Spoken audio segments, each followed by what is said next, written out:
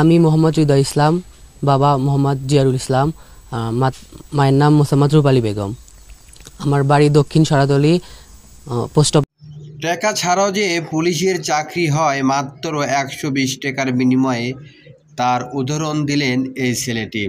সম্পূর্ণ ভিডিওটি দেখবেন, আশা করি আপনাদের অনেক উপকারে আসবে এবং একে অপরকে শেয়ারতে দেখার সুযোগ করে দেবেন। কারণ বাংলাদেশে এখনও টাকা ছাড়া চাকরি হয় যদি আপনার মধ্যে মেধা থাকে এবং পরীক্ষায় ভালো রেজাল্ট করতে পারেন, পুলিশের কনস্টেবল পদে পরীক্ষায়। অবশ্যই ভিডিওটি দেখবেন, সম্পূর্ণ ভিডিওটি শেয়ারতে অন্যকে দেখার সুযোগ করে দেবেন। আর অবশ্যই আপনিও চেষ্টা করেন, আপনারও সফলতা হবে। এখনও ফ্রিতে চাকরি হয় বাংলাদেশে, এটা বাস্তব। আমি মোহাম্মদ হৃদয় ইসলাম, বাবা মোহাম্মদ জিয়ারুল ইসলাম, মায়ের নাম মোসাম্মদ রূপালী বেগম।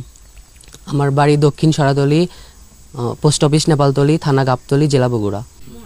পুলিশের চাকরি এটা জানি যে টাকা দিয়ে নেওয়া লাগে, কিন্তু আমার বাবা একজন রিক্সা চালক, আর আমি কোনোদিন আশা করি না যে আমার এমনিতে 120 টাকার বিনিময়ে চাকরি হয়ে যাবে।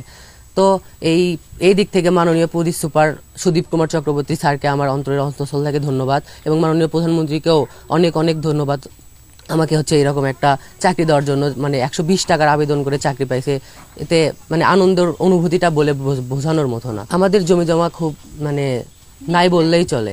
শুধু একটা ঘর আছে, সেটা আমার দাদার জায়গার ওপরেই আছে। আমাদের সেভাবে 1 শতক জায়গা নেই।